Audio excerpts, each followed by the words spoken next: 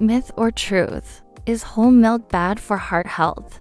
For years, whole milk has been seen as a health villain, especially when it comes to heart health. But is it really bad for you? Or is this just another myth? In today's video, I'm going to share what the most up-to-date science says about whole milk and your heart. Stick around until the end, you might be surprised. For a long time, health professionals recommended avoiding whole milk because it contains saturated fat. Saturated fat was believed to raise levels of bad cholesterol, LDL, and increase the risk of heart disease. Because of that, many people switched to skim milk or started drinking plant-based alternatives like almond or oat milk.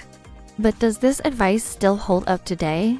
More recent studies have started to look at full-fat dairy products as a whole, not just the saturated fat in isolation. And what have they found? That moderate consumption of whole milk and other full-fat dairy products isn't linked to an increased risk of heart disease like we once thought. In fact, in some cases, full-fat dairy may have a neutral or even protective effect on heart health. That's because whole milk doesn't just contain saturated fat. It also provides calcium, potassium, vitamin D, and specific fatty acids that may help balance cholesterol levels and support healthy blood pressure.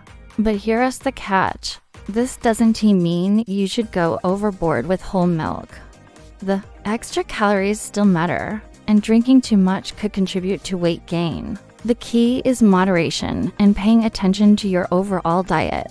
If you already eat a lot of ultra-processed foods high in unhealthy fats, whole milk probably isn't your biggest concern. But if you have a balanced diet, whole milk can definitely fit into your routine without guilt.